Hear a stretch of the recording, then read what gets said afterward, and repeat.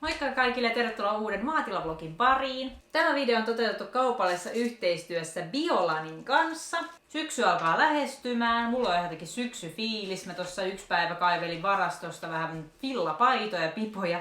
Mutta itse asiassa nyt onkin ollut kyllä ihan tosi kovat helteet vielä tässä pari päivää, että ei se syksy ihan vielä tullut, mutta kyllä sen huomaa iltaisin, pimeys tulee niin paljon aikaisemmin ja sitten kun pimeys tulee, niin se on tosi pimeä. Varsinkin täällä maalla, kun täällä ei ole mitään katuvaloita ja semmosia. Sitten se, että illalla alkaa olla tosi viileetä. Meidän sisälläkin on aika viileetä. Saa olla ihan villasukat jalassa.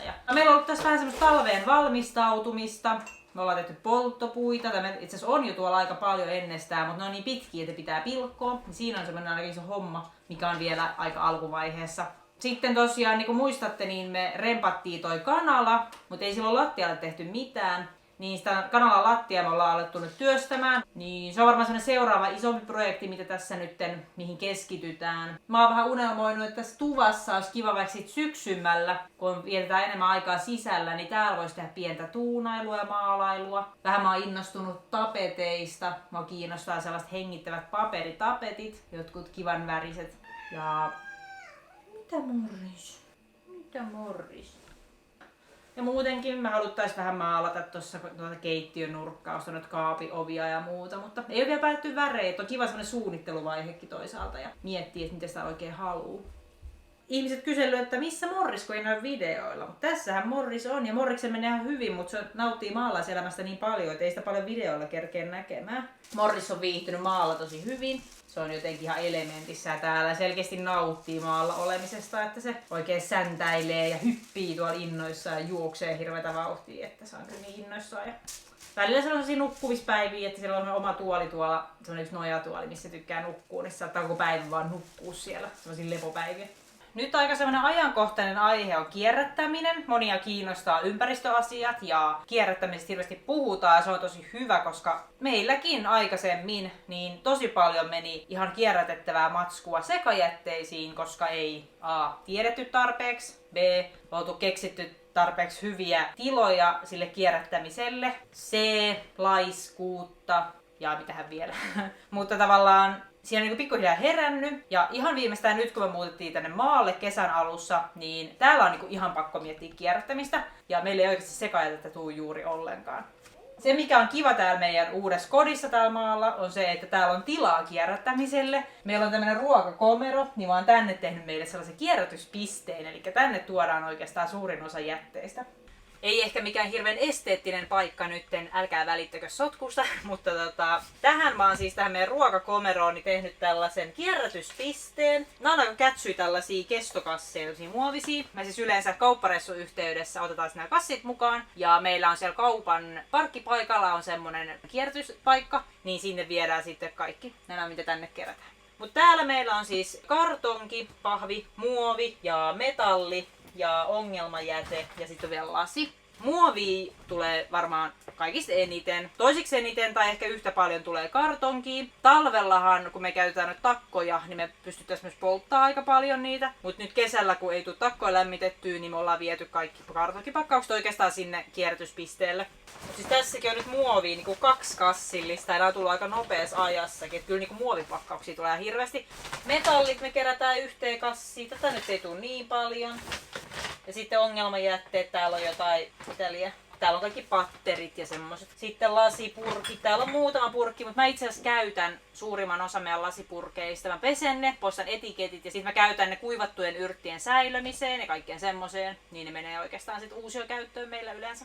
Tämä on meidän sekajäteastia. Tämmönen joku ämpäri. Mä haluaisin joku vähän nätimmän kannellisen roska-astia, mutta ei ole vielä tullut löydetty semmoista kivaa. Niin tää nyt on ajanut asian, mutta siis sekajätettä tulee tosi vähän. Mitähän tämän 2 kuukauden aikana on tullut, mitä ollaan täällä asuttu virallisesti. Ihan siis muutama pussillinen. Ja se syy, minkä takia mä sanoin tossa, että on pakko kierrättää, on se, että täällä alueella niin jokainen maksaa itse omat jätemaksut. Tilataan jäteauto hakemaan sekajätteet. Ja meilläkin on semmoinen astia tuolla, mihin me sitten heitetään niitä.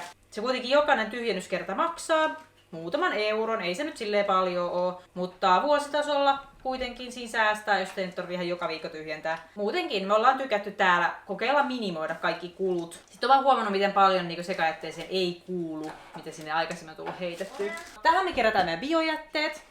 Meillä on siis vanhat jogurttipurkit. Aika pienet astiat, voisi olla vähän isompikin astia tässä. Jonkin verran meillä myös menee eläimille, mutta aika paljon menee kyllä, tai tulee biojätettä. Niin meillä on sitten tosiaan Biolanin kompostori tuolla ulkona ollut nyt oikeastaan muutaman kuukauden. Me viime keväänä hommattiin se. Haluatko kantaa tää? Siinä on biojätteet, viedään ne tonne ulos.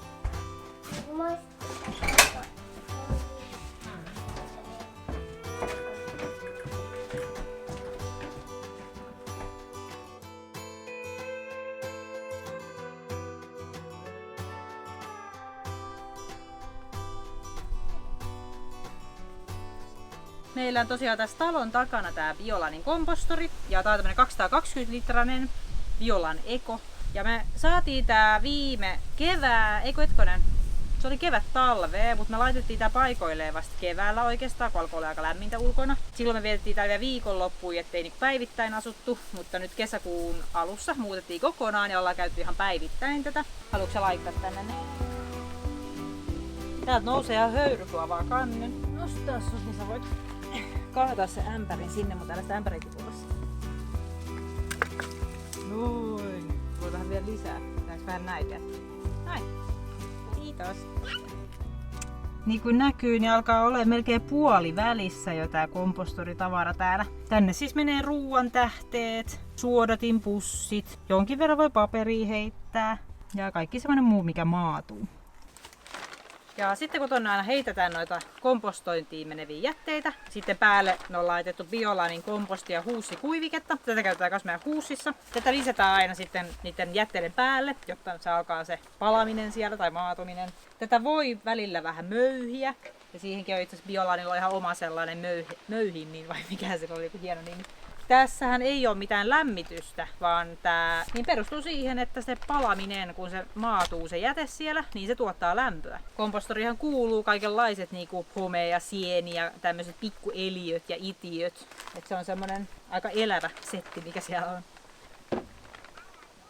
Silloin ihan laiskimpina aikoina kaupungissa kun asuttiin, niin me ollaan heitetty joskus myös sitten biojätteitä sekajätteisiin. Ja tällä jälkeenpäin ajateltuna se on ollut todella tyhmää, koska ensinnäkin joka taloyhtiössä ihan varmasti löytyy kompostijätteille omat astiat. Ja sitten taas jos asuu omakotitalossa, niin tämmöinen kompostori on niin helppo ja hyödyllinen kaikin tavoin, että tämmöinen kannattaa ihan ehdottomasti olla kyllä joka asunnon yhteydessä.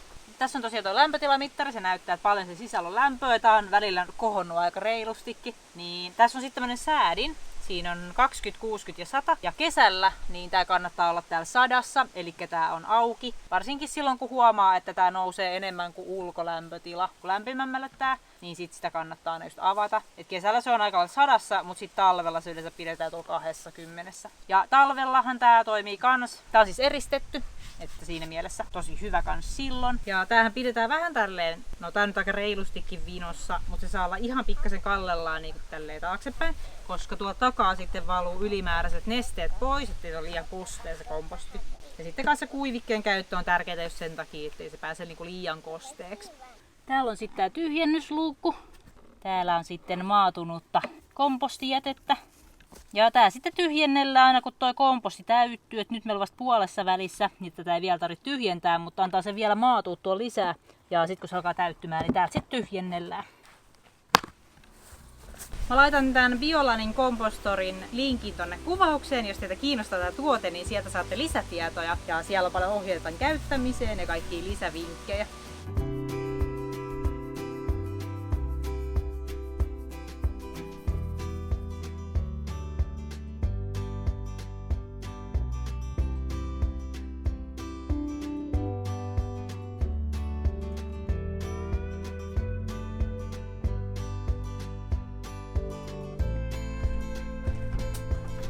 Niin kuin moni teistä muistaa meidän entisen huussin paikan, niin se oli tuolla navetassa siinä nykyisen kanalan tiloissa. Ja me silloin tehtiin se huussin tuunausvideo. Jos ette ole nähnyt, niin menkää katsomaan se. Siinä silloin asennettiin tää Biolanin komposti käymällä paikoilleen vanhan ämpärisysteemin tilalle. Tää on ollut todella hyvä. Meillä siis pääasiassa käytetään huussia. Nyt sitten kun muutettiin tänne, meillä tuli noita kotieläimiä, me tarvittiin navetta vähän siihen käyttöön, mihin se on tarkoitettu. Niin oli pakko keksiä äkkiä huussille joku uusi paikka, niin Juha sitten keksi tämän aitan, että tuotan tänne. Mehän ei ole tuonne lattia tehty nyt vielä mitään reikää, kun tää piti olla vähän väliaikainen ratkaisu, niin ei vitty lähteä niin kuin suinpäin mitään tänne vanhaan aitaan tekee sellaisia isoja muutoksia. Niin laitettiin se vaan tähän ja Juha laittoi sitä tukevasti kuitenkin. Pienet korokkeet, eli tänne mennään portaita pitkin. Ja on vähän korkea tietenkin, mutta en mä tiedä, ei ole mua haitannut. Kyllä tää on ihan toiminut hyvin. Tää on itse asiassa aika idyllinen tää aitta tällaisena huussipaikkana. Silloin me mietittiin siinä huussin tuunausvideossa, että kun tämähän pitäisi laittaa niinku katon läpi. No onneksi me ei lähdetty silloin mitään peltikattoa sahailemaan, että oltaisiin sieltä vedetty katon läpi, koska siitä me muutettiin sitä paikkaa. Nyt se on täällä ja täällä ihan sama juttu, me ei lähdetä vielä mitään kattoa tuolta niinku avaamaan, että saataisiin se ulos, koska me ei olla ihan varmoja, että jääkö tää vielä tähänkään.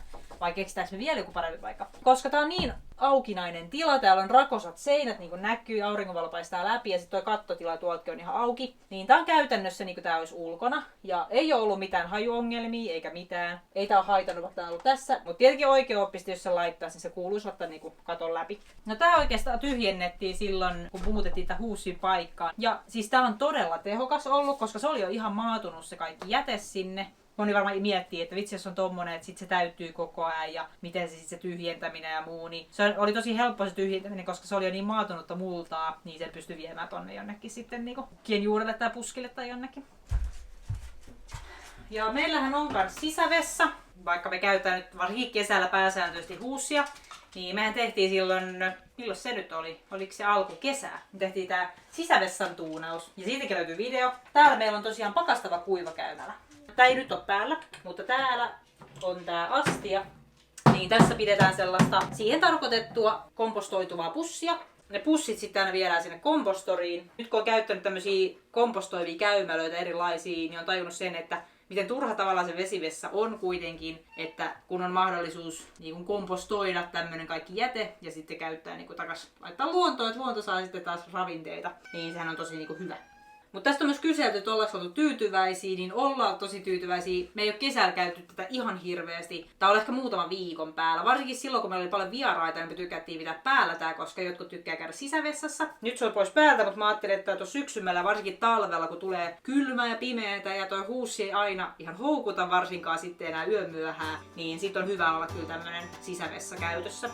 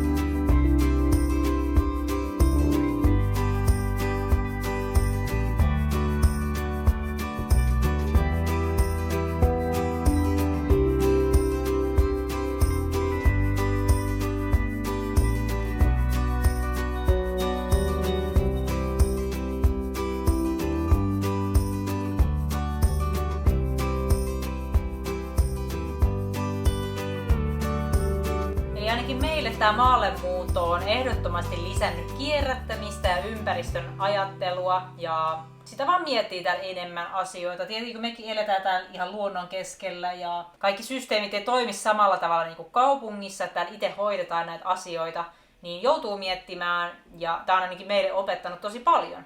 Mutta toivottavasti tykkäsitte tällaista kierrätysaiheisesta videosta.